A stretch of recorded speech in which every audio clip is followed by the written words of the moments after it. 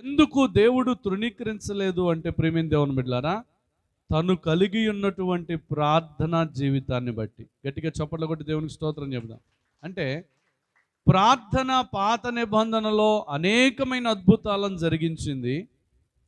యేసుక్రీస్తు యొక్క జీవితంలో కూడా 40 రాత్రింబగళ్ళు ఆయన ప్రార్థనలో గడిపాడు. ఆది అపోస్తులుడైనటువంటి వారు నూతన నిబంధనలోనికి వచ్చినప్పుడు కూడా ప్రార్థన లేకుండా ఎక్కడ అద్భుతం అనేది జరగలేదు.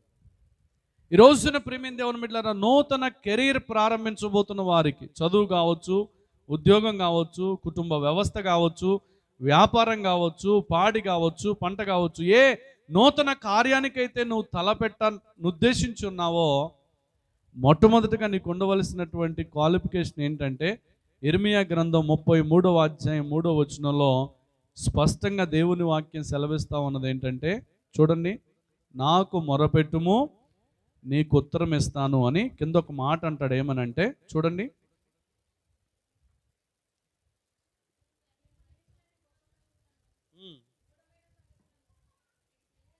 నేనేమంటానంటే చక్కని ఆలోచన అంటాను దాన్ని. ఏంటిదండి? చదవండి కింద ఒకసారి, మొత్తం కలిపి చదవండి. నాకు మొరపెట్టుము నేను నీకు ఉత్తరం ఇస్తాను. జాగ్రత్తగా వినాలి. నాకు మొరపెట్టుము నేను నీకు ఉత్తరం ఇస్తాను. ఆ కింద అంటాడు, ఏమంటాడు? నీవు గ్రహింపలేని గొప్ప సంగతులు, గూఢమైన సంగతులు నేను నీకు తెలియజేస్తాను. హల్లెలూయా.